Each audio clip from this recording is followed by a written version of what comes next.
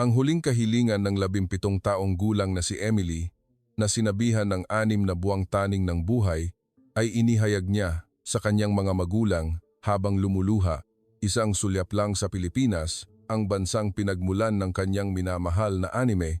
Gayunpaman, may malalim na pagtatangi si Emily sa mga Pilipino. Malamig sila sa mga dayuhan. Tiyak na magiging pabigat lang ako sa kanila dahil sa aking sakit.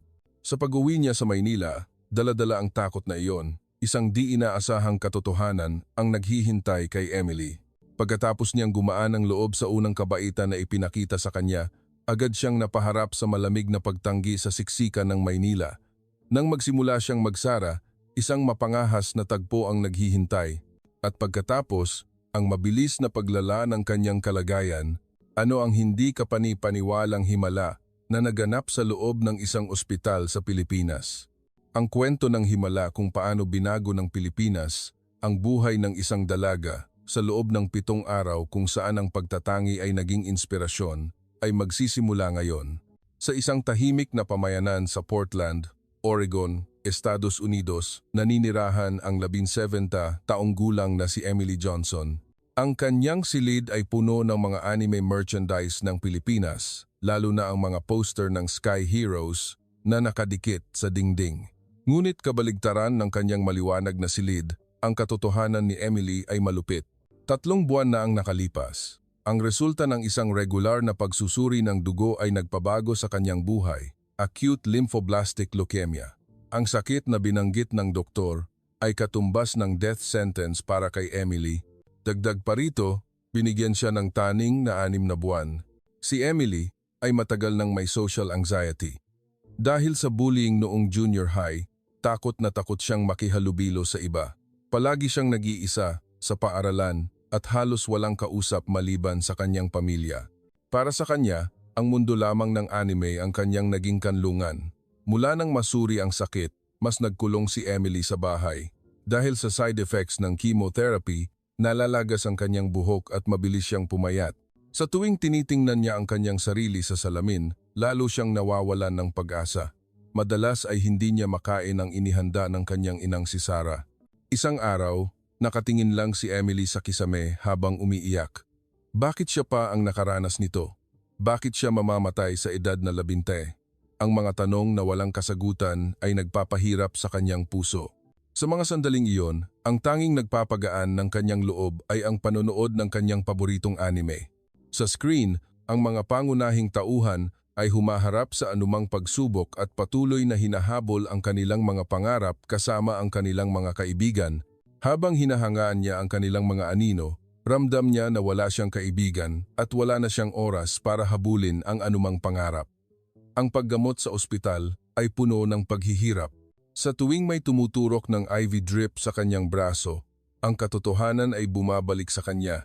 May mga pasyente siyang kasama na mas bata pa sa kanya at lalo siyang nalulungkot kapag nakikita niya sila.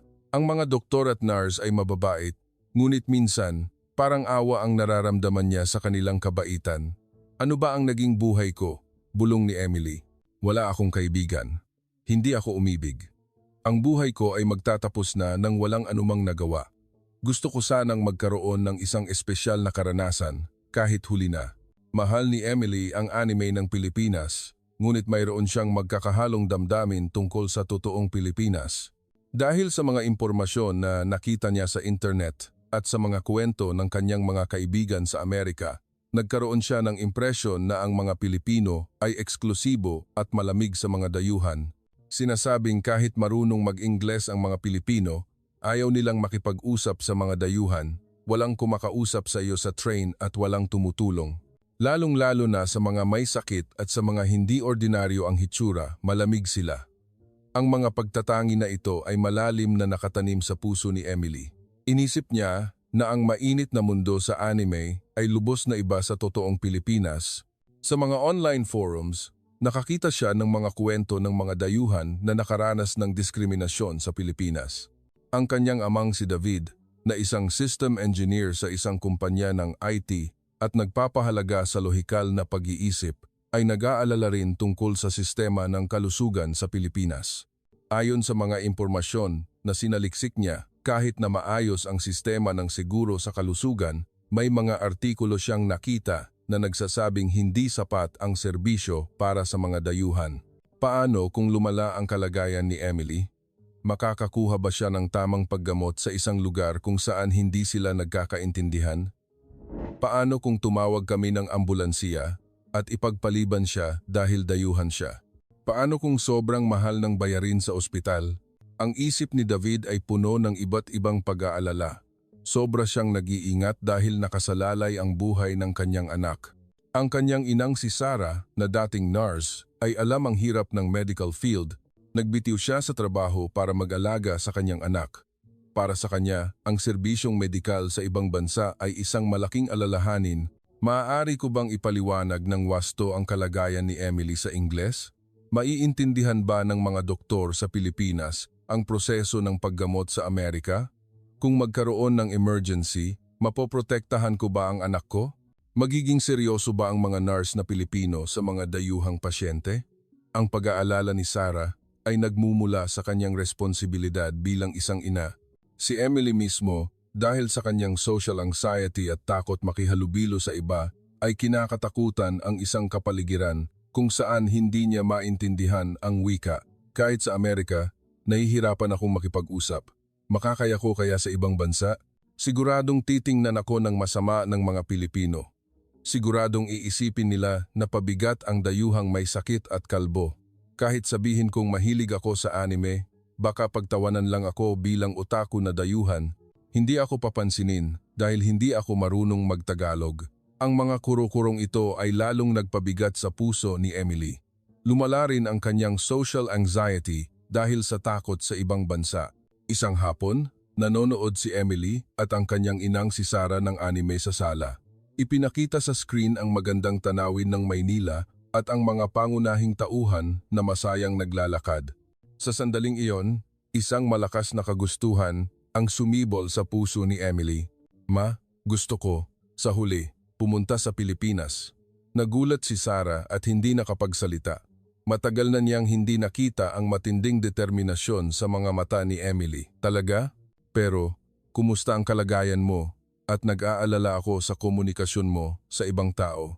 Hindi pinansin ni Emily ang pag-aalala ni Sarah at nagpatuloy. Ang Pilipinas lang sa anime ang alam ko. Gusto kong makita ang totoong Pilipinas ng sarili kong mga mata. Kahit maikli lang ang oras, kahit gaano pa katakot, ayaw kong magsisi. Nang gabing iyon, nagkaroon ng family meeting ang pamilya Johnson. Naiintindihan ni David ang kagustuhan ng kanyang anak, ngunit binanggit niya ang mga praktikal na problema. Naiintindihan ko ang nararamdaman mo, Emily. Ngunit kailangan nating isipin ang sistema ng kalusugan, ang problema sa wika, at ang gastos, at ang social anxiety mo. Magiging maayos ba sa isang kapaligiran na puno ng mga estranghero? Ngunit matindi ang desisyon ni Emily. Tay, wala na akong oras, ayaw kong magsisi. Mas mabuti pang magkaroon ng problema habang nasa Pilipinas kaysa magsisi dahil hindi ako pumunta. Alam kong nakakatakot, pero ayaw kong matapos ang buhay ko nang walang ginagawa. Nang marinig nila ang mga salitang iyon, nagkatinginan sina David at Sarah. Maaaring ito na ang huling hiling ng kanilang anak. Bilang mga magulang, gusto nilang tuparin iyon. Mula kinabukasan, naging abala ang pamilya Johnson. Passport check, pag-aayos ng flight, pagkuha ng travel insurance, at pakikipag-usap sa doktor. Sa simula, tumutol ang doktor ni Emily, ngunit sa huli, pinayagan siya sa kondisyong maikli lang ang paglalakbay. Dapat may sapat na gamot. Kung may mangyari, pumunta agad sa lokal na ospital. Mahigpit na ipinagbabawal ang pagpapagod. Kung lumala ang kalagayan, itigil ang pamamasyal at magpahinga. Habang nakikinig sa mga babala ng doktor, puno ng pag-asa ang puso ni Emily. Bago ang pag-alis, nag-ayos ng gamit si Emily sa kanyang silid. Habang inilalagay niya ang ilang paborito niyang anime merchandise sa suitcase, iba't ibang iniisip ang pumasok sa kanyang isip. Talaga bang malamig ang mga Pilipino? Tatanggapin ba nila ang may sakit na tulad ko? Magiging maayos ba kahit hindi kami nagkakaintindihan? Makakausap ko ba ang kahit sino, ako na mahiyain? Sa gitna ng takot at pag-asa, kinuha ni Emily ang paborito niyang anime na DVD. Ang pagkakataong makita ng sarili niyang mata ang bansang pinagmulan ng obra na ito ay nagbigay ng kahulugan sa kanyang kasalukuyang paghihirap. Tiyak na magiging maganda itong paglalakbay. Bulong ni Emily habang natutulog, dala-dala ang pag-asa para sa kinabukasan. Sa panahong iyon, wala siyang kaalam-alam na ang paglalakbay na ito ay magpapabago sa kanyang buhay. Sa umaga ng pag-alis, nakatingin si Emily sa labas ng bintana ng kotse patungo sa airport. Palayo na ang tanawin ng Portland na pamilyar sa kanya. Kailan niya muling makikita ang tanawin na ito? Baka ito na ang huli. Upang mawala ang takot, huminga ng malalim si Emily. Hindi niya alam kung ano ang naghihintay sa kanya sa Pilipinas, ngunit ayaw niyang magsisi. Pagkatapos ng 12 na oras na flight, lumapag si Emily sa Ninoy Aquino International Airport. Puno siya ng kaba. Dahil sa matagal na biyahe, maputla ang kanyang mukha at halos hindi na siya makalakad. Dahil sa chemotherapy, bumaba ng husto ang kanyang lakas at nahihirapan siyang hilahin ang kanyang mabigat na suitcase. Ayos ka lang ba? Huwag kang magpapakapagod, pag-aalala ni Sarah. Tumango si Emily at tumingin sa paligid. Parang nakatingin sa kanya ang lahat ng Pilipino. Nakatingin sila sa akin. Sa sandaling naisip niya iyon, isang airport staff na nakasuot ng uniforme ang lumapit sa kanya nang nakangiti. Kumusta po? Kumusta po ang lagay ninyo? Kung mayroon po kaming maitutulong, huwag po kayong mag-atubili. Ang empleyado, na si Kuya Ray, ay 30 anyos at matatas sa Ingles. Nagulat si Emily. Lubos itong iba sa inaasahan niyang malamig na pakikitungo. Salamat po, pero abala po kayo, sabi ni Sarah. Mahinang umiling si Kuya Ray. Walang anuman po, tungkulin po naming panatilihing komportable ang aming mga pasahero. Mukhang pagod po kayo. Nakita ni Kuya Ray ang pagod na hitsura ni Emily at agad na naintindihan ang sitwasyon. Sanay siyang kinuha ang mabigat na suitcase at inakay sila sa immigration. Mas mabilis po ang linya na ito. Mayroon po kaming wheelchair support para sa mga may masamang pakiramdam. Nagulat ang pamilya Johnson nang akayin sila sa mas maikling linya. Kahit sa airport ng Amerika, may mga mababait na empleyado, ngunit bihira ang ganito natural at mainit na serbisyo. Nakita ng immigration officer ang pagod na hitsura ni Emily at nagbigay ng magiliw na bati. Welcome po sa Pilipinas. Kumusta po ang pakiramdam nyo? Magpahinga po kayo ng maayos. Sa mainit na salita ng officer, napaluha si Emily. Kakadating pa lang nila sa Pilipinas, ngunit nakakaranas na siya ng mga bagay na kabaligtaran ng kanyang inaasahan. Kahit sa baggage claim area, sinamahan sila ni Kuya Ray hanggang sa huli. Si David ay humanga nang tulungan sila ni Kuya Ray sa pagdadala ng mabibigat na suitcase. Maraming salamat po sa inyong kabaitan. Sana po ay mag-enjoy kayo sa inyong trip sa Pilipinas. Kung may problema po kayo, maaari po kayong lumapit sa sinumang airport staff. Ang huling salita ni Kuya Ray ay tumatak sa puso ni Emily. Naramdaman niya ang tunay na kabaitan, hindi lamang dahil sa obligasyon sa trabaho. Upang pumunta sa sentro ng Maynila mula sa airport, nagpasya ang pamilya Johnson na sumakay ng Grab at LRT. Alam ni David na mahirap at nakakalito ang mga estasyon ng Pilipinas para sa mga dayuhan. May mga English sign kaya? Bulong ni Sarah. Sa sandaling iyon, nakita nila ang isang foreigner support sign sa information booth. Lumapit sila ng may pag-aalinlangan at may ilang staff na marunong magsalita ng maraming wika ang naghihintay doon. Mabuhay po! Saan po kayo pupunta? Ang staff, na si Ate Lita, ay matatas sa Ingles at ipinaliwanag ng detalyado kung paano sumakay ng train at bumili ng tiket. Dito po kayo bumili ng tiket. Maaari ninyo pong ilipat sa English ang screen. Tiyak na naipalit sa Ingles ang screen ng ticket machine at madaling intindihin ang paraan ng paggamit. Nagulat si David sa friendly design nito. Ang galing ng teknolohiya ng Pilipinas. Nagulat pa sila sa guide system sa loob ng estasyon. May mga English sign sa lahat ng dako. At ang mga electronic bulletin board ay marami ring wika. Mayroon din po kaming coin locker dito. Kung mabigat ang bagahe ninyo, maaari ninyo po itong gamitin. Dahil sa mungkahi ni Ate Lita, naglagay sila ng ilang gamit sa locker. Ipinaliwanag sa Ingles ang paraan ng paggamit at mas mura ang bayad kaysa sa inaasahan. Habang papunta sa train platform, naramdaman ni Emily ang paglala ng kanyang kalagayan Dahil sa matagal na flight at kakaibang kapaligiran, nahilo siya. Gusto kong magpahinga sandali. Nang marinig ni Ate Lita ang sinabi ni Emily, agad niya itong inakay sa kalapit na bangko. Ayos lang po ba kayo? Gusto niyo po ng tubig? Humanga si Sarah sa pag-aalala ni Ate Lita. Alam niya na talagang nag-aalala ito, higit pa sa scope ng kanyang trabaho. Salamat po, magiging maayos din ako pagkatapos magpahinga. Huwag po kayong magpapakapagod. May first aid station po ang istasyon. Kung kailangan nyo, aakayin ko po kayo. Nagbigay ng kaginhawaan ang salita ni Ate Lita kay Emily. Ang kaalaman na may tutulong sa kanya ay nagpagaan sa kanyang kaba. Nang dumating ang train, sinamahan sila ni Ate Lita hanggang sa pagsakay. May English announcement din po sa loob. Kung may hindi po kayo maintindihan, maaari po kayong magtanong sa train staff. Marunong po silang mag-Ingles. Ang loob ng LRT ay lubos na iba sa inakala ni Emily. Malinis, tahimik, at may sapat na accommodation para sa mga dayuhang turista. Malawak ang upuan at komportable para sa pagod na katawan ni Emily. Habang nakatingin sa labas ng bintana, binalikan niya ang mga nangyari noong araw na iyon. Ma, mas mabait pala ang mga Pilipino kaysa sa inakala ko. Oo, nagulat din ako. Hindi ko akalain na magiging ganito sila kabait. Naramdaman ni Sarah na walang saysay ang kanyang mga pag-aalala. Tiningnan ni David ang mga larawan na kinuha niya sa smartphone. Ang ngiti ni Kuya Ray sa airport. Ang maingat na serbisyo ni Ate Lita sa information booth. Ang natural na pag-aalala ng mga kasama nilang pasahero sa train. Lahat ng iyon ay lubos na iba sa Pilipinas na inakala niya. Bakit ang laki ng pagkakaiba ng sinaliksik ko at ng katotohanan? Ang announcement sa loob ng train ay sinasabing may English at madaling intindihin para sa mga dayuhan. Ang mga pasahero ay normal na nakikitungo sa pamilya Johnson, hindi dahil dayuhan sila.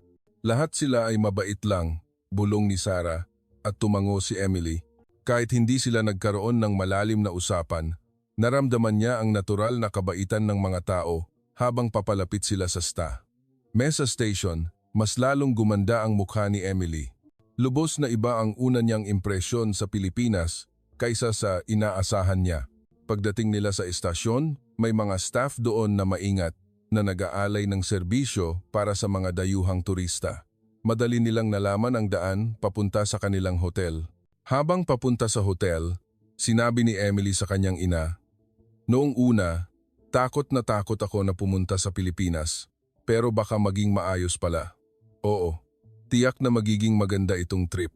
Nang mag-check-in sila sa hotel noong gabi, mainit ang pakikitungo ng front desk staff. "Welcome po sa Maynila. Kung mayroon po kayong tanong sa inyong pananatili, maaari po kayong magtanong sa amin." Habang nakatingin sa night view ng Maynila mula sa bintana ng kanyang kwarto, bulong ni Emily, "Inaasahan ko na ang pamamasyal bukas." Nang gabing iyon, matagal nang natulog si Emily. Ang takot niya sa Pilipinas ay lubos na nabawasan at ang pag-asa ang lalong lumaki. Kinabukasan, may isang nakakaantig na pangyayari sa breakfast area ng hotel. Napansin ng waitress na walang gana si Emily dahil sa chemotherapy at nagbigay siya ng madaling tunawin na menu. "Kumusta po ang pakiramdam ninyo? Masarap po itong lugaw para sa inyo." Humanga si Emily sa pag-aalala na iyon. Pangalawang araw pa lang niya sa Pilipinas, ngunit marami na siyang naengkuwentro na kabaitan. Sa umaga ng pangalawang araw, nagpasya si Emily at ang kanyang pamilya na sumakay ng MRT, 3 para sa pamamasyal sa Maynila. Pinayuhan sila ng hotel staff na iwasan ang morning rush hour, ngunit nagkamali sila ng kalkula. Alas 8:30 ng umaga, puno ng mga commuters ang platform ng Cubao Station. Naging kampante si Emily dahil sa kabaitan na naranasan niya kahapon. Tiyak na may mga mababait din akong makikilala ngayon. Sa pag-asa na iyon, na-overwhelmed siya sa tanawin nang dumating ang train. Pagbukas ng pinto, ang mga tao ay parang tsunami na lumabas. Pagkatapos, ang mga sasakay naman ang nagsisiksikan. Nahigit si Emily sa karamihan ngunit nakapasok sa loob. Ngunit ang kapaligiran sa loob ay lubos na iba sa LRT kahapon. Ang mga commuters ay pagod ang hitsura, nakatingin sa smartphone o tulog, walang tumitingin sa kanya. Sa katunayan, may ilan pa na may halatang pagkadismaya sa kanilang mukha.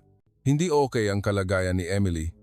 Dahil sa side effects ng chemotherapy, mababa ang kanyang lakas at hirap siyang tumayo. Tumingin siya sa paligid, ngunit wala siyang makitang handang magbigay ng upuan. "Excuse me," mahinang sabi ni Emily, ngunit hindi nag-react ang mga tao sa paligid. Kahit nag-English siya o nag-Tagalog, parang bingi silang lahat. Nang umugoy ang train, nawalan si Emily ng balanse. Natamaan niya ang businessman na nakatayo sa tabi niya at humingi siya ng tawad. "Sorry po," paumanhin po. Ngunit ang businessman ay halatang nayayamot at umalis nang may disgusted look at huminga ng malalim. May masamang damdamin ang lumitaw sa puso ni Emily. Mas lumala pa ang sitwasyon. Sa loob ng siksikang train, naging mababaw ang paghinga ni Emily. Dahil sa chemotherapy, bumaba rin ang lung function niya at ang kapaligiran na ito ay nakakasakit. "Ma, nahihirapan ako huminga." Nag-alala si Sarah kay Emily, ngunit wala siyang magawa sa loob ng train. Ang mga tao sa paligid ay nakita ang nahihirapang hitsura ni Emily, ngunit walang tumutulong. Walang magbibigay ng upuan, bulong ni Sarah kay David, na nalilito rin. Lubos itong iba sa kabaitan kahapon. Isang nasa edad na babae ang tumayo nang makita niya si Emily. Umaasa si Emily, ngunit lumipat ang babae sa ibang coach. Halata na ayaw niyang makialam.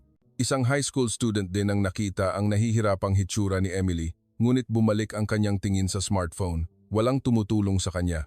Ang 15 minuto hanggang sa dumating sila sa Taft Avenue Station ay parang walang katapusan kay Emily. Nang makababa siya sa train, maputla ang kanyang mukha. "Ayos ka lang ba?" "Opo. Pero nalulungkot ako." Sumakit ang puso ng kanyang mga magulang sa sinabi ni Emily. Ang mainit na karanasan kahapon ay parang isang panaginip. Sa karamihan ng Taft Avenue, nalito ang pamilya Johnson. Kahit tiningnan nila ang map app sa smartphone, hindi nila alam kung nasaan sila dahil sa dami ng tao at sa komplikado ng mga gusali. Hindi nila alam ang daan papunta sa Intramuros at nalilito sila.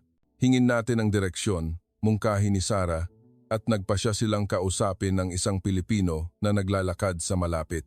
Ang una nilang kinausap ay isang nasa edad na lalaking nakasuot ng suit.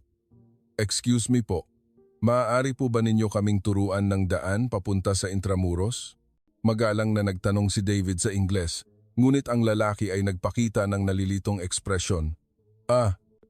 Sorry, hindi ko alam," at mabilis na umalis ang lalaki. Inisip nila na okay lang dahil hindi sila nagkakaintindihan at tinanong nila ang isang batang babae, "Excuse me po." Ang babae ay halatang naintindihan ang Ingles, ngunit nang makita niya ang payat na hitsura ni Emily, nag-alala ang kanyang mukha. "Sorry, nagmamadali ako." At mabilis ding umalis ang babae. Ang pangatlo, isang lalaking parang college student, ay tumigil sandali. Ngunit nang makita niya ang sickly thin na hitsura ni Emily at ang kanyang pamilya na halatang mga dayuhang turista, nag-aalala ang kanyang mukha. "Sorry po, hindi ko po alam," sabi niya sa Tagalog at tumakas. Pang-apat, panlima. Kahit kinausap nila, pareho lang ang nangyari. May ilan pa na.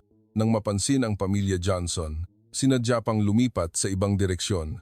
Naramdaman ni David ang pagtanggi sa kanilang attitude. Kahit hindi niya maintindihan ang wika, nagalit siya, ngunit wala siyang magawa sa ibang bansa.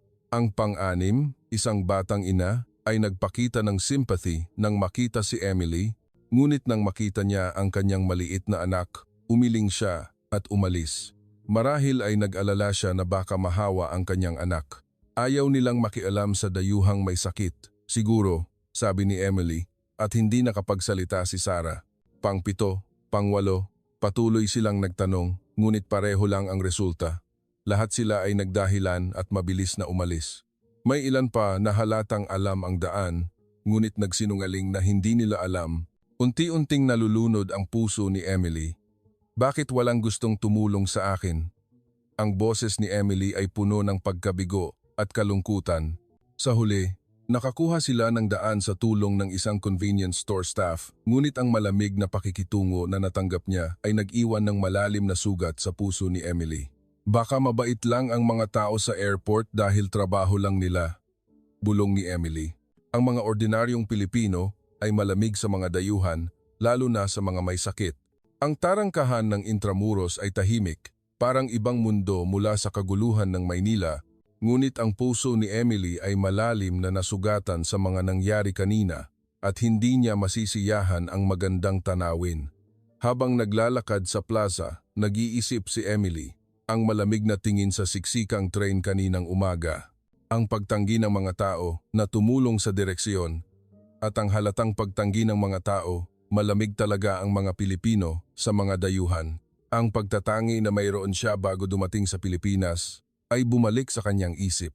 Ang mainit na pakikitungo kahapon ay marahil obligasyon lang sa trabaho. Sa totoo lang, walang gustong makialam sa mga dayuhan.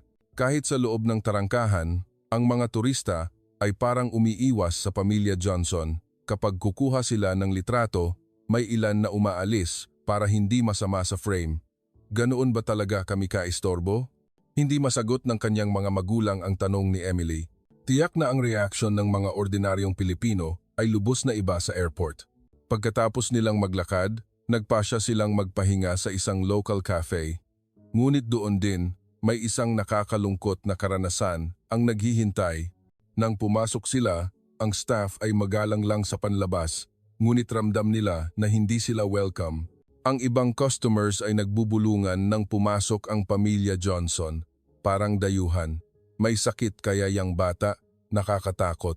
Sinasabi nila iyon nang hindi iniisip na hindi sila naiintindihan, ngunit ramdam ni Emily ang atmosphere. Ang dinala nilang kape ay inialay ng staff nang walang damdamin at malamig.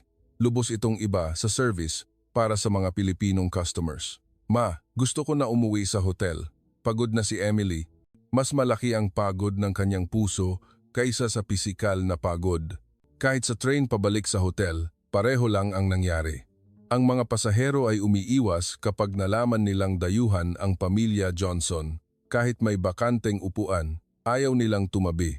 Baka ang kabaitan sa anime ay gawa-gawa lang. Ang pagkadismaya ni Emily sa Pilipinas ay lalong lumaki. Pagbalik sa hotel room, nakahiga si Emily sa kama at nakatingin sa kisame. Ang takot na mayroon siya bago dumating sa Pilipinas ay nagkatotoo. Nagkamali ba ako? Bakit pa ako pumunta sa Pilipinas? Lumala rin ang kanyang social anxiety. Mas natakot siyang makihalubilo sa tao at nawalan siya ng gana sa pamamasyal bukas. Baka mas mabuti pang nanatili na lang siya sa bahay, bulong ni Emily. Naglakas loob siyang pumunta sa Pilipinas, ngunit nasaktan lang siya. Nang gabing iyon, hindi natulog si Emily. Ang night view ng Maynila ay nasa labas ng bintana, ngunit ang kagandahan nito ay walang kabuluhan para sa kanya ngayon. Ano ang gagawin ko bukas? Baka magdusa lang ulit ako kung magpapatuloy ako sa pamamasyal. Gusto ko nang umuwi sa Amerika. Ang mga Pilipino ay ayaw talaga sa mga dayuhan. Ang puso ni Emily ay muling tumigas. Sa hapon ng pangatlong araw, kahit may mabigat na damdamin, nagpasya si Emily na pumunta sa paborito niyang lugar, ang Mall of Asia, dahil nasa Pilipinas na rin siya. Ngunit ang mga nangyari kahapon ay malalim na nakatanim sa kanyang puso at gusto niyang iwasan ang pakikisalamuha sa mga tao. Baka masaktan lang ako ulit. Sa pag-aalala na iyon, dumating si Emily sa MOA. Kabaligtaran ng masiglang vibe ng mall, nalulunod ang kanyang puso. Habang naglalakad, napansin niya ang isang malaking anime store. Sa labas ng pader, may malaking poster ng paborito niyang Sky Heroes. Ang paborito kong anime. Sa wakas, isang maliit na ngiti ang lumabas sa mukha ni Emily. Pumasok siya ng may pag-aalinlangan at nakita niya ang mundo ng kanyang pangarap, figures, posters, merchandise, DVDs, at marami pang items na hindi niya mabili sa Amerika.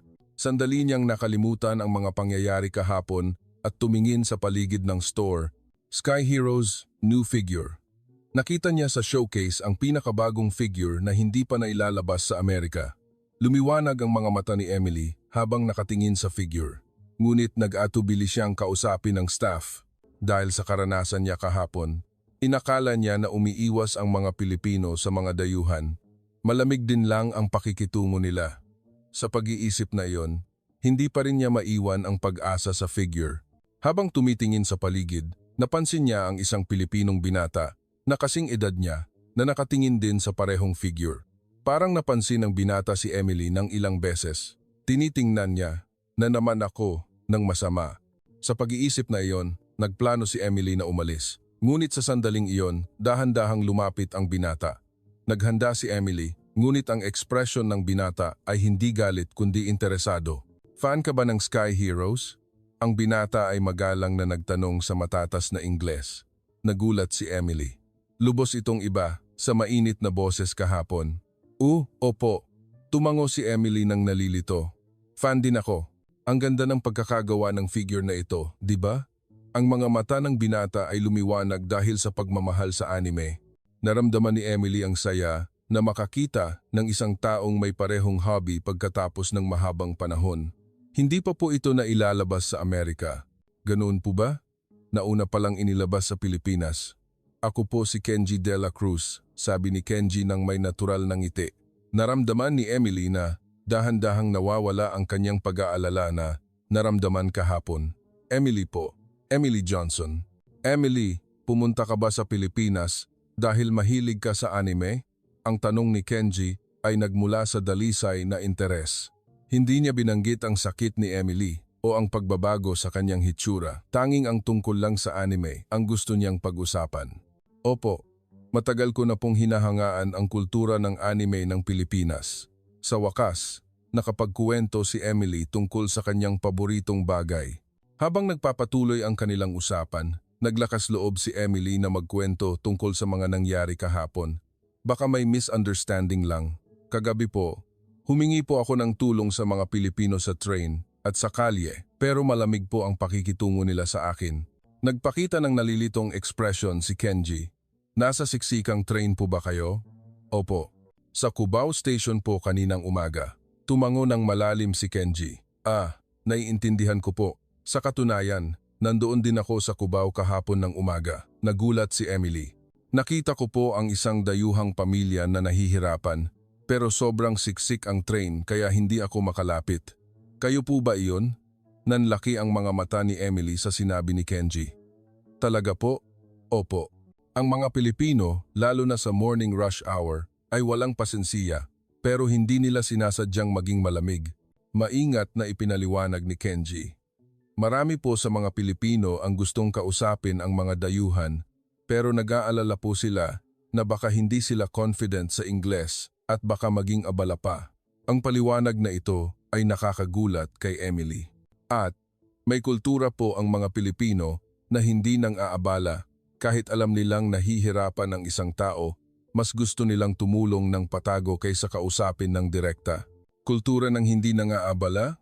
Halimbawa, nang nagtanong po kayo ng daan kahapon, parang tumakas sila, di ba? Opo. Sa totoo lang po, baka gusto po talaga nila kayong tulungan. Pero hindi sila marunong mag-Ingles. Hindi nila alam ang eksaktong daan. Nag-aalala po sila na baka magbigay sila ng maling impormasyon at maging abala. Sa paliwanag ni Kenji, nakita ni Emily ang mga nangyari kahapon sa bagong pananaw. Ayaw na ayaw ng mga Pilipino na maging abala sa ibang tao. Kaya, kung hindi nila kayang tumulong ng sigurado, nagpapasya silang huwag na lang makialam. Ganoon po pala? Pero iyon ang nagiging dahilan kaya nagmumukha kaming malamig sa mga dayuhan, di ba? Opo, ang pag-aalala po namin ay nagiging sanhi pa ng misunderstanding, sabi ni Kenji nang may panghihinayang. Gusto ko po sanang kausapin kayo kahapon, pero sobrang siksik po ang train kaya hindi po ako makalapit. May nagtangkang tumulong pala sa amin, napaluha si Emily, baka nagkamali lang siya. Ang nangyari po sa cafe ay marahil dahil sa language barrier. Baka nag-aalala po ang staff na baka hindi sila makapagserbisyo ng maayos sa Ingles. Sa paliwanag ni Kenji, naunawaan ni Emily na malakas pala ang kanyang bias.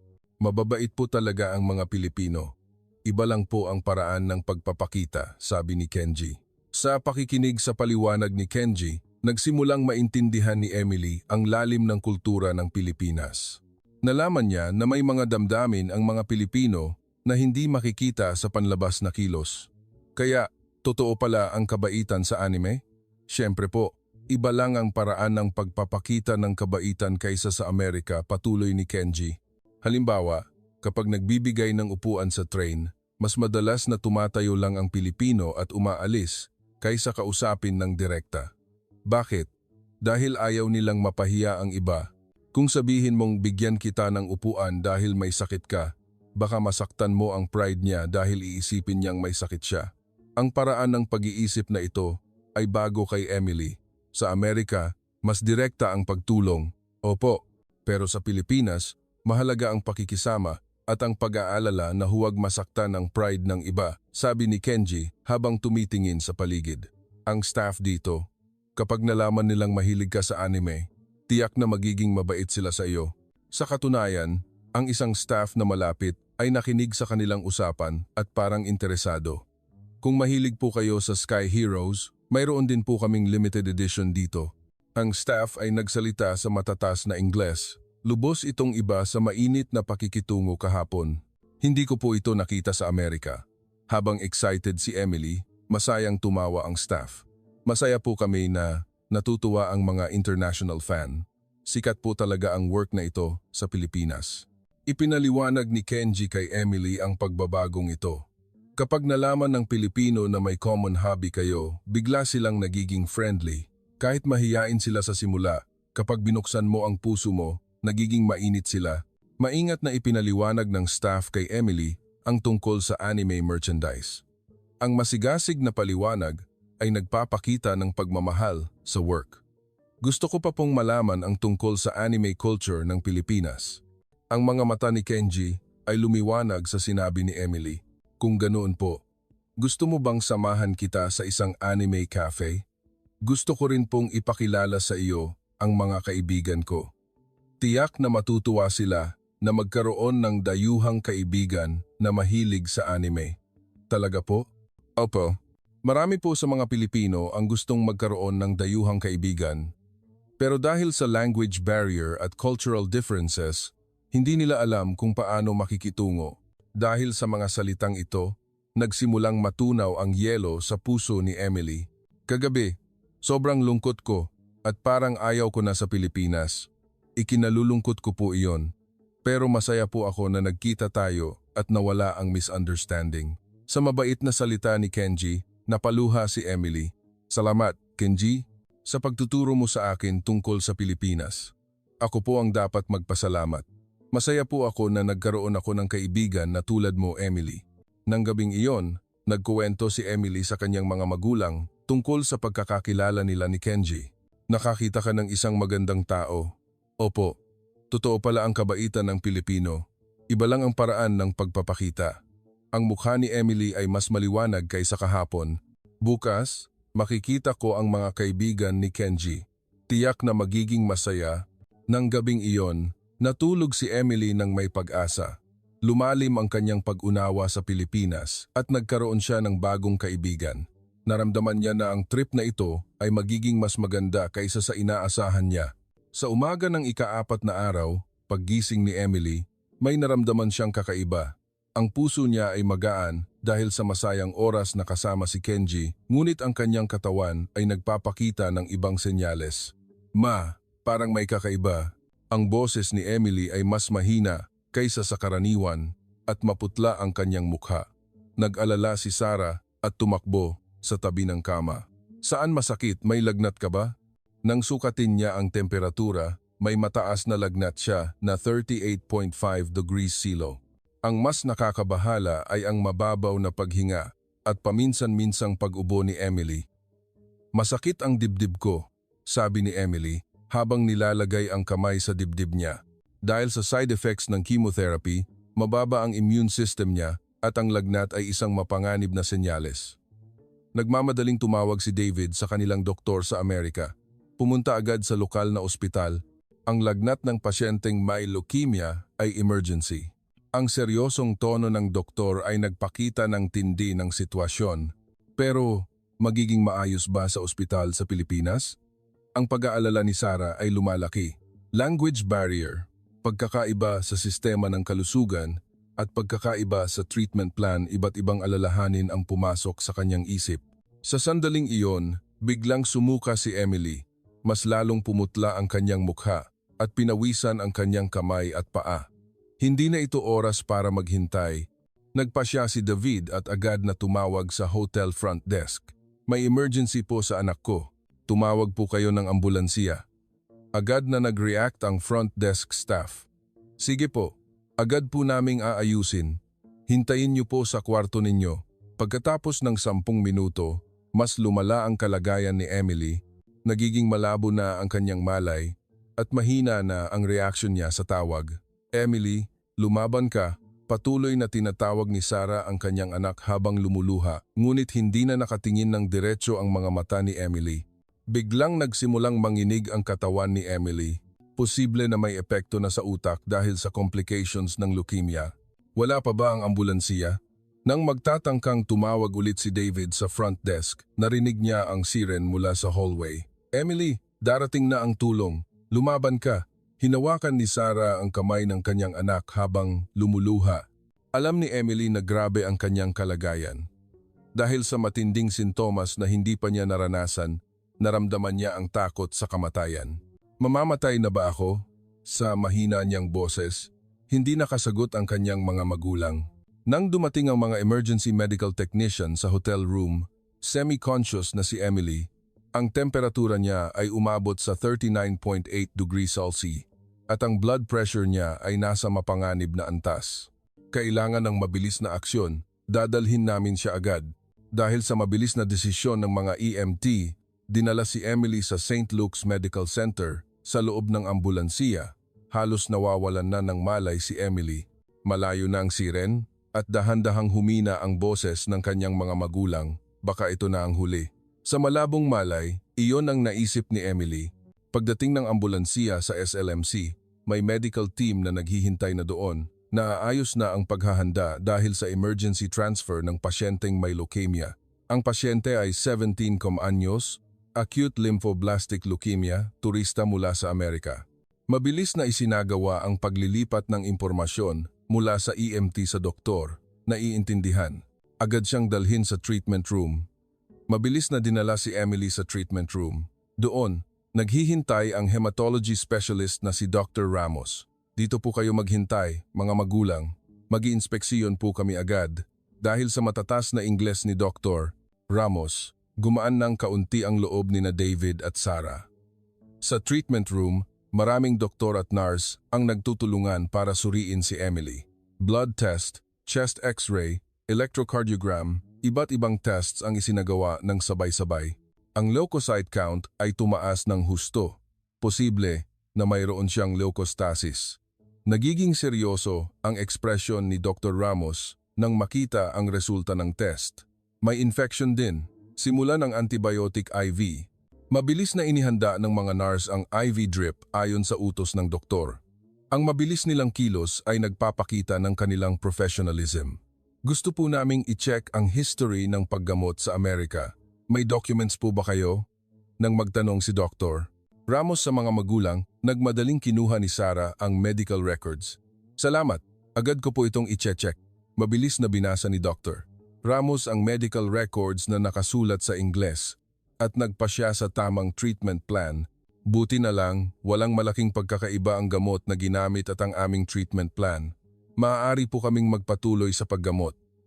Dahil sa mga salitang ito, lubos na gumaan ang loob ng kanyang mga magulang. Para sa mga magulang na naghihintay sa labas, nakakagulat ang bilis ng pag-aksyon ng sistema ng kalusugan ng Pilipinas. Kahit sa Amerika, mabilis ang emergency response, ngunit bihira ang ganito kaorganisado.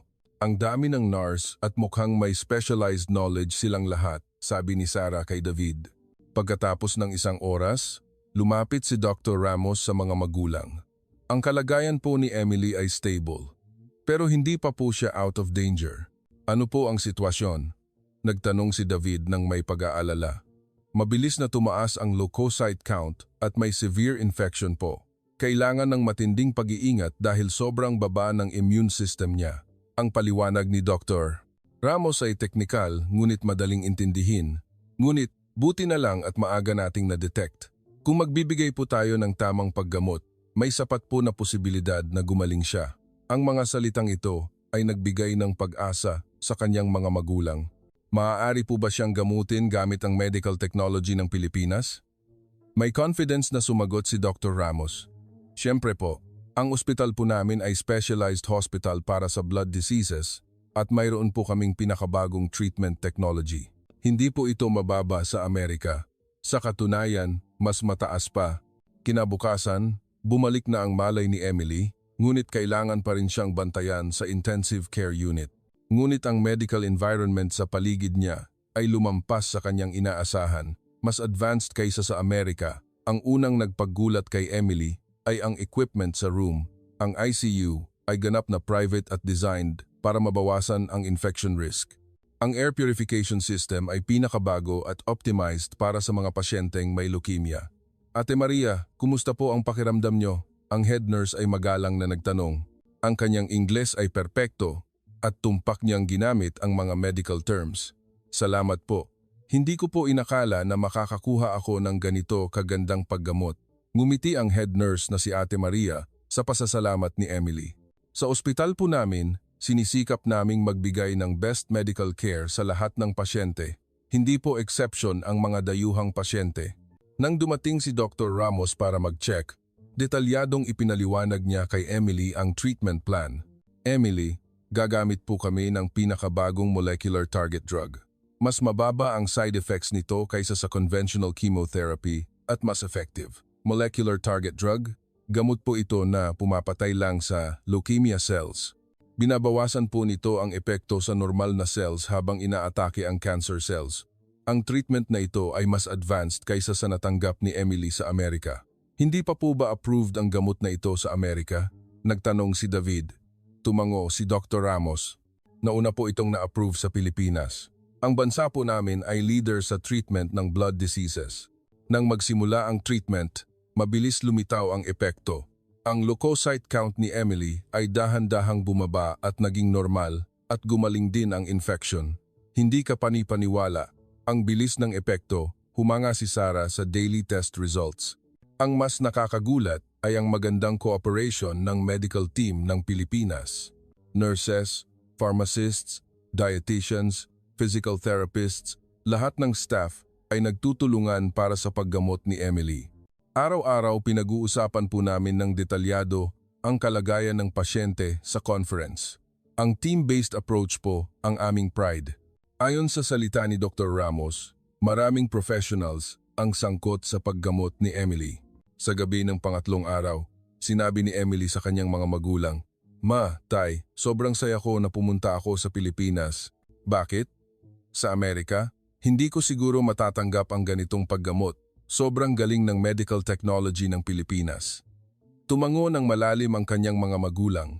Hindi lang ang treatment technology, ang mga doktor at nurse ay sobrang babait at caring. Oo, hindi mahalaga ang language o cultural differences. Pinapahalagahan nila kami bilang tao. Humanga rin si Sarah sa init ng medical staff ng Pilipinas. Sa umaga ng ika-4 na araw, isang magandang balita ang dumating mula kay Dr. Ramos. Ang values po ni Emily ay bumuti ng husto. Kung magpapatuloy po ito, sa loob ng 1 linggo, maaari na po siyang ilipat sa general ward. Talaga po, may maliwanag na boses na bumalik kay Emily. Opo, mukhang suited po sa inyo ang latest treatment ng Pilipinas. Sa sandaling iyon, naramdaman ni Emily sa kanyang puso. Ang pagpunta sa Pilipinas ay hindi lang para sa pamamasyal. Ito ay trip para iligtas ang kanyang buhay. Ang buhay ni Emily ay maililigtas dahil sa medical technology at dedication ng medical staff ng Pilipinas. Ito ay isang tunay na himala para sa kanya.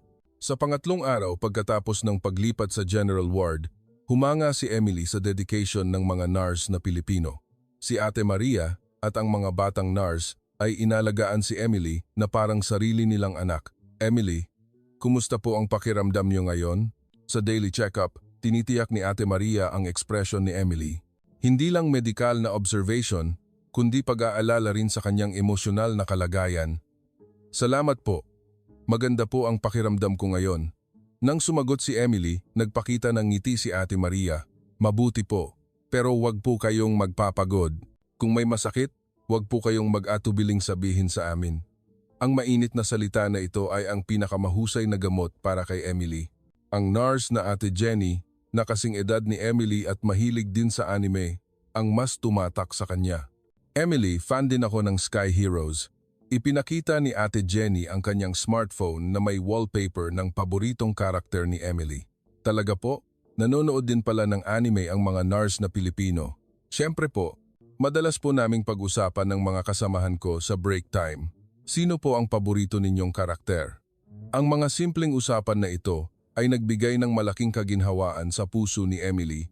Ang pagkakaroon ng common hobby sa isang banyaga at sa loob ng ospital ay isang malaking suporta.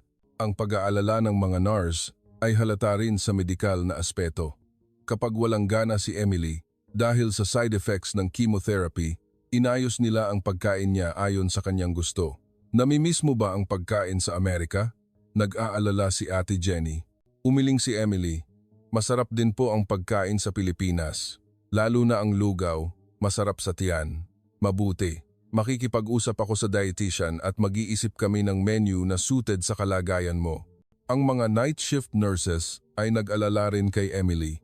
Sa mga gabing hindi siya makatulog dahil sa jetlag, kinakausap siya ng mahinahon. Namimiss mo ba ang iyong bayan? Malumanay na nagtanong si Nurse Carla. Minsan po, pero sobrang babait po ninyo. Kaya hindi po ako nalulungkot. Ngumiti si Nurse Carla sa matapat na salita ni Emily. Masaya rin po kami na nandito ka, Emily. Nagbibigay ka ng good vibe sa amin. Ang mga nurse ay nagpakita rin ng maingat na pag-aalala sa mga magulang ni Emily. Tinulungan nila sila sa kanilang takot sa wika at sa mga problema sa pamumuhay sa Pilipinas. Kung nag-aalala po kayo sa hotel fee, maaari po naming irekomenda ang long-term accommodation namin. Dahil sa mungkahi ni Ate Maria, nakalipat ang mga magulang sa mas murang accommodation ng ospital.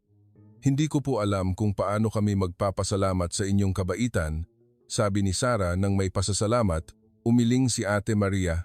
Ang paggaling mo, Emily, ang pinakamalaking pasasalamat para sa amin. Sa ward, may ilang pasyenteng Pilipino na kasing edad ni Emily. Sa simula, may gap dahil sa language at cultural differences, ngunit dahan-dahan silang nagkaunawaan. Ang pasyente sa tabi niyang si Jason, isang high school student na may leukemia at matagal nang naka-admit. Tahimik siya at mahiyain, ngunit dahan-dahang binuksan niya ang puso niya dahil sa kagaanan ni Emily. Jason, kumusta ka ngayon? Nang magtanong si Emily sa Tagalog, nagulat si Jason. Ha, marunong ka mag-Tagalog? Konti lang. Tinuruan ako ni Ate Jenny. Sa broken Tagalog ni Emily, sa unang pagkakataon, ngumiti si Jason. Magaling siya sa Ingles at sa pamamagitan ng kanilang pag-uusap, nagtuturuan sila ng wika. Alam mo ba ang astig? Astig? Astig? Oo. Ikaw, Emily, palaging astig ka. Ang kanilang usapan sa broken English ni Jason at broken Tagalog ni Emily ay nagpangiti rin sa mga pasyente sa paligid. Ang middle school student sa tapat, si Mia, ay nahihiya rin sa simula, ngunit dahan-dahang naging close kay Emily dahil sa friendliness nito. Emily, ano ang paborito mong anime sa Pilipinas? Nang nagtanong si Mia ng may pag-aalinlangan, lumiwanag ang mga mata ni Emily. Sky Heroes. At gusto ko rin ang Mahiwagang Dalaga. Wow, gusto ko rin ang Mahiwagang Dalaga. Nang makahanap sila ng common topic, agad silang naging close. Ipinakita ni Mia ang anime sa kanyang tablet at binigyan siya ng drawing ng karakter. Ito, parang ikaw, Mahiwagang Dalaga. Ang drawing ni Mia ay talagang kamukha ni Emily. Salamat, Mia. Pahalagahan ko ito. Nang makita ni Mia ang saya ni Emily, masaya rin siyang ngumiti. Sa ward, may kultura ng pagtutulungan sa mga pasyente. Kapag may masamang pakiramdam ang isa, tinatawag ng iba ang nurse at kinakausap. Isang araw, nang masama ang pakiramdam ni Emily dahil sa side effects ng chemotherapy, nag-aalalang nagtanong si Jason. Ayos ka lang ba? Tatawag ako ng nurse? Salamat, Jason. Magiging maayos din ako pagkatapos humiga. Tahimik na umupo si Jason sa tabi ng kama ni Emily at binantayan siya. Konti lang ang kanyang salita, ngunit pinainit ng kanyang kabaitan ang puso ni Emily. Nagbigay din si Mia ng stuffed toy ng paboritong karakter ni Emily. Hiramin mo muna ito. Tiyak na gagaling ka. Ang maliit na stuffed toy ay naging malaking ginhawa kay Emily. Ang ibang pasyente sa ward ay dahan-dahang tinanggap si Emily na parang pamilya. Ang mga matatandang pasyente ay binantayan siya na parang apo at ang mga nasa edad na pasyente ay minahal siya na parang anak. Dayuhan, pero ang galing mo na magtagalog, sabi ng isang matandang pasyente. Ngumiti si Emily. Dahil mabait po kayong lahat sa akin. Sa pamamagitan ng mainit na exchange na ito, naramdaman ni Emily ang yaman ng puso ng mga Pilipino. Pagkatapos ng 2 linggo sa ospital, nagpakita ng malaking paggaling ang test results ni Emily. Nagulat din si Dr. Ramos sa kanyang paggaling. Ang leukocyte count mo, Emily, ay bumalik sa normal na range. Ito ay mas mabilis kaysa sa inaasahan. Talaga po? May maliwanag na boses na bumalik kay Emily. Opo, mukhang sobrang effective sa iyo ang bagong gamot. Dagdag pa rito, nag-isip sandali si Dr. Ramos at nagpatuloy. Malaki rin ang epekto ng iyong emosyonal na kalagayan sa paggaling. Ang positive attitude mo ang nagpapalakas sa epekto ng treatment. Tiyak na malaki ang ipinagbago ng ekspresyon ni Emily kumpara sa simula ng admission. Ang takot sa sakit at pagkawala ng pag-asa ay nawala at nagkaroon siya ng pag-asa at positive attitude. Doktor, kumusta po ang taning ko? Maingat na sumagot si Dr. Ramos sa tanong ni Emily. Hindi pa po ako makakapagbigay ng definite statement, pero mas maganda ang sitwasyon kaysa sa una naming hula. Kung magpapatuloy ang tamang paggamot, naniniwala po kaming posible ang extension ng buhay sa loob ng maraming taon. Napaluha si Emily sa mga salitang ito. Maraming taon? At iyon ay minimum lang. Posible pa ang pag-develop ng mga bagong treatment. Magkaroon ka ng pag-asa. Ang salita ni Dr. Ramos ay ang pinakamagandang regalo kay Emily. Ang kanyang mga magulang ay humanga rin sa paggaling ng kanilang anak. Hindi ko akalain na gaganda ang mukha ni Emily ng ganito, sabi ni Sarah habang lumuluha. Sana pala, pumunta na kami agad sa Pilipinas. Ang medical technology at kabaitan ng mga tao dito ang nagligtas sa anak ko. Si David ay puno rin ng pasasalamat sa Pilipinas. Si Emily mismo ay naramdaman ang kanyang pagbabago. Ang pagkawala ng pag-asa at takot sa tao ay nawala. At napuno siya ng pag-asa sa buhay at pasasalamat. Feeling ko, nagbago ako, sabi ni Emily sa kanyang mga magulang. Ang iniisip ko lang noon ay ang sakit ko at nalulungkot ako, pero iba na ngayon. Marami pa akong gustong gawin. Ano ang mga iyon? Gusto ko pang pag-aralan ang Tagalog. Gusto ko pang makipag-usap kina Jason at Mia. At medyo nahihiyang nagpatuloy si Emily. Kahit umuwi ako sa Amerika, gusto kong panatilihin ang koneksyon sa Pilipinas. Gusto ko pang bumalik sa Pilipinas, hindi para mag-tour, kundi para makita ang mga kaibigan ko. Sa mga salitang ito, naramdaman ng kanyang mga magulang ang paglago ng kanilang anak. Si Emily, na humaharap sa sakit, ngunit may pag-asa sa kinabukasan. Ito ay isang himala na dinala ng iba't ibang pagkakakilala at karanasan sa Pilipinas. Si Kenji ay bumisita rin araw-araw. Emily, gumagaling ka na. Oo.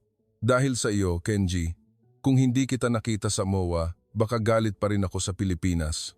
Ako rin, masaya ako na nakita kita, Emily. Dahil sa iyo, naramdaman ko ulit ang ganda ng Pilipinas. Ang kanilang pagkakaibigan ay lumalim, lampas sa language at cultural barrier. Pagkatapos ng 3 linggo, pinayagan na si Emily na lumabas. Hindi pa po siya ganap na gumagaling, pero maaari na po siyang lumipat sa outpatient treatment.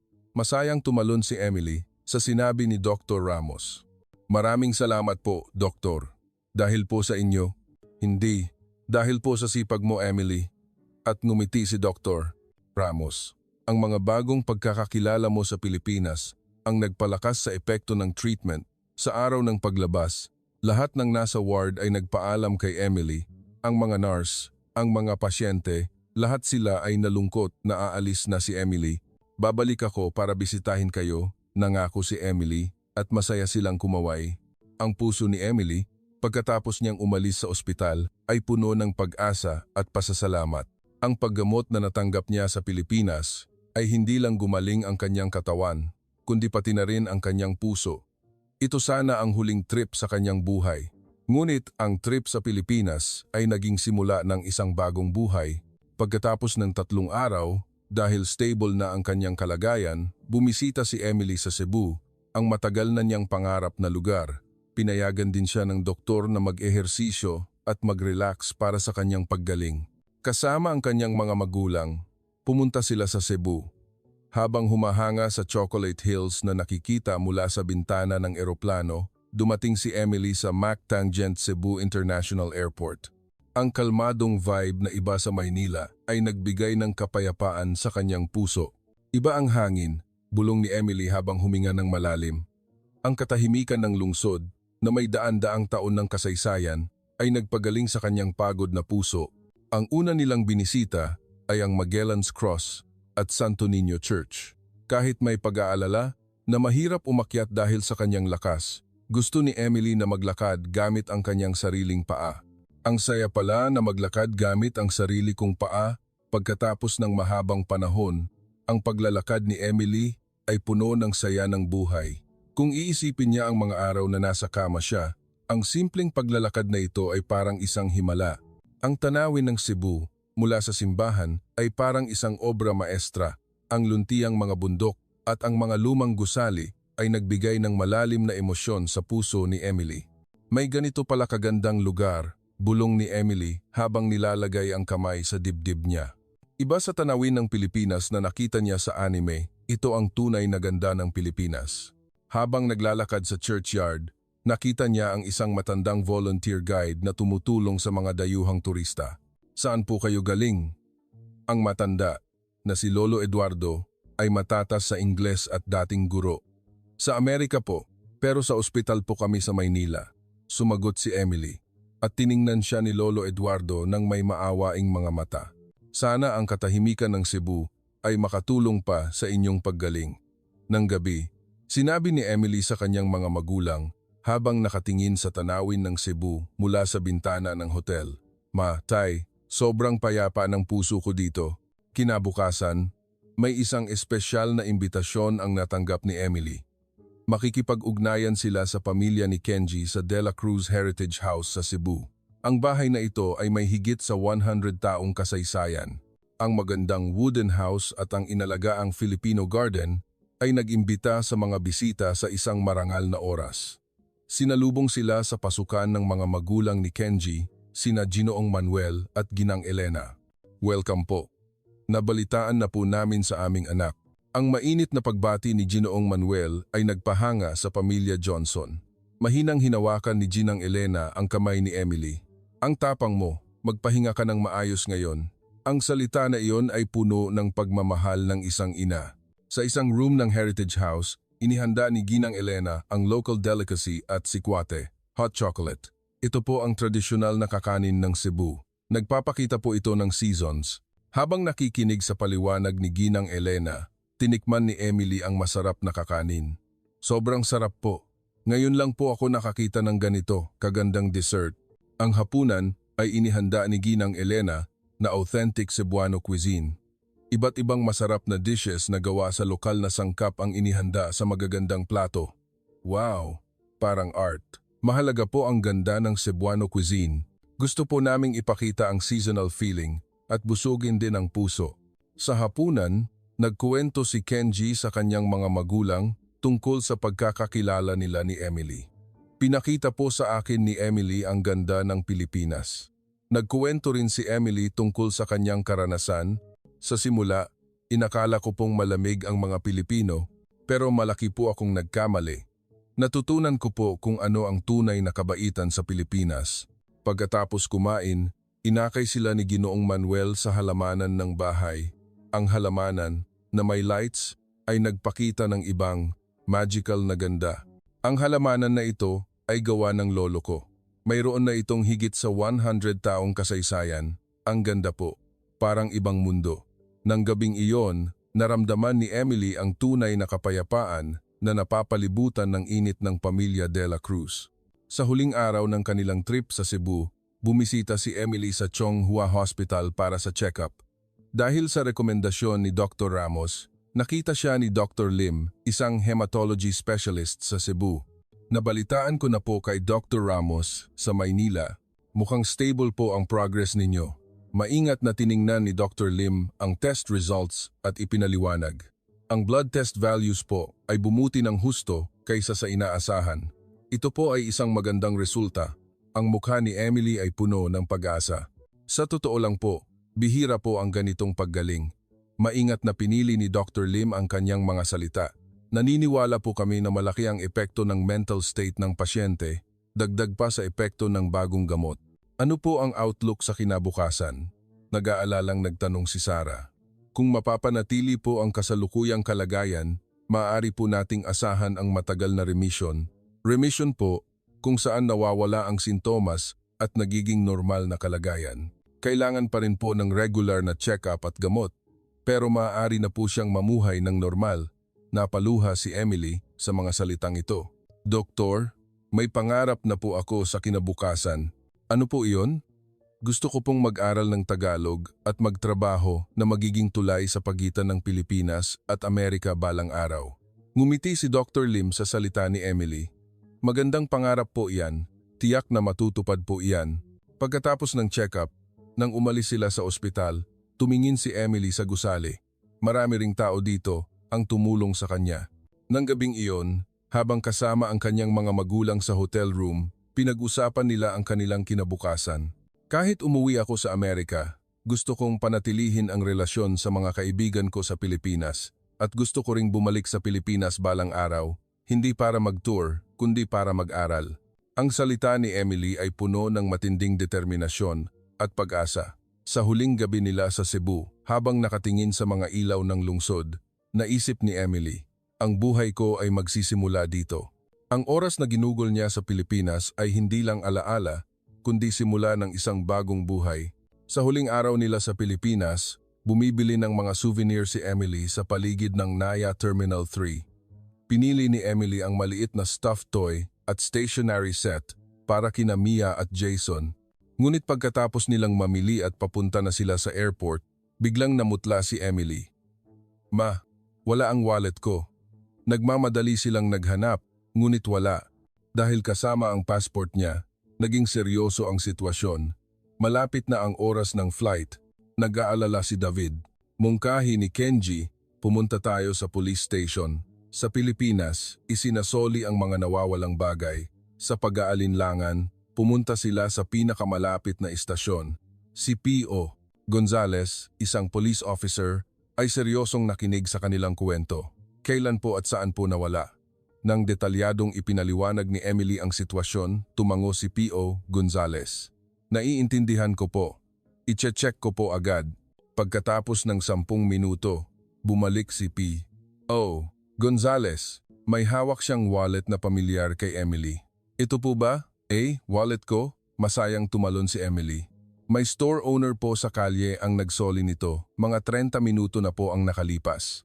Nang buksan nila ang wallet, nandito pa rin ang pera, cards, at passport. Hindi ka pani-paniwala. Walang nabawas ni isang kusing, humanga si David. Normal po sa Pilipinas ang pagsoli ng nawawalang bagay, sabi ni P.O. Gonzales. At lubos na humanga ang pamilya Johnson. Hanggang sa huli, tinulungan kami ng integrity ng mga Pilipino, sabi ni Emily habang lumuluha. Sa Naiya, nagpaalam si Emily sa mga taong naging mahalaga sa kanyang buhay sa Pilipinas. Si Kenji, ang mga nurse sa ospital, si Jason, si Mia, at ang mga magulang ni Kenji. Maraming tao ang nagpaalam sa kanya. Emily, mag-ingat ka. Binigay ni Mia ang homemade origami, isang cute na hugis ibon na parang maliit na 1,000 paper cranes. Si Jason, na tahimik, ay nagbigay ng maikling salita. Bumalik ka sa Pilipinas. Sa susunod, sa magandang kalagayan. Oo, babalik ako. Ipinapangako ko, nakipagkamay ng mahigpit si Emily kay Jason. Niyakap si Emily ni Ate Maria na parang anak niya. Masaya rin kami na nakita ka, Emily. Binigyan siya ni Ginang Elena ng pamilya De La Cruz ng homemade amulet. Ipinanalangin namin ito sa simbahan ng Cebu para sa iyong kalusugan at kaligayahan. At sa huli, sinabi ni Kenji kay Emily, masaya ako na nakilala kita. Ako ang masaya. Kung wala ka, nagkamali pa rin ako sa Pilipinas. Niyakap nila ang isa't isa ng mahigpit. Nang papalapit ang oras ng pagsakay, nagbigay ng huling salita si Emily, puno ng pasasalamat. Maraming salamat po sa inyong lahat. Ang Pilipinas ang nagligtas sa buhay ko. Napaluha rin ang mga nagpaalam sa salita ni Emily. Mahal ko ang Pilipinas. Babalik ako, tiyak. Habang kumakaway, ang anyo ni Emily na papunta sa gate ay puno ng pag-asa. Sa loob ng eroplano, habang nakatingin sa labas, binalikan ni Emily ang kanyang mga araw sa Pilipinas. 3 linggo lang siya nagtagal, ngunit lubos nitong binago ang kanyang buhay. Ma, nagbago ako, di ba? Oo.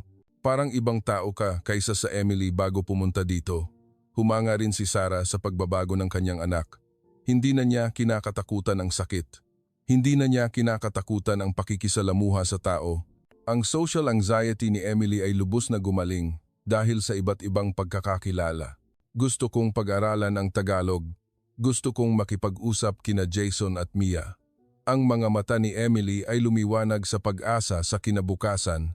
At balang araw, gusto kong magtrabaho na may kinalaman sa Pilipinas, interpreter o tourism. Magandang pangarap, sabi ni Sarah. Hindi na rin ako takot sa sakit. Sabi ng doktor, maari na akong mamuhay ng normal. Humanga rin si David sa positive change ng kanyang anak. Sa susunod na pupunta ako sa Pilipinas, gusto kong magtagal.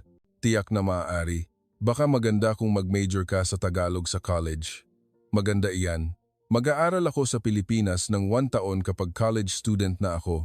Ang mga pangarap ni Emily ay patuloy na lumalaki. Nang dumating sila sa airport ng Amerika, tumingin si Emily sa silangan. Salamat Pilipinas. Sa pagbigay sa akin ng bagong buhay, wala na ang dalaga na natatakot sa kamatayan. Sa halip, may isang malakas na dalaga na may matinding determinasyon na nakatingin sa kinabukasan puno ng pag-asa.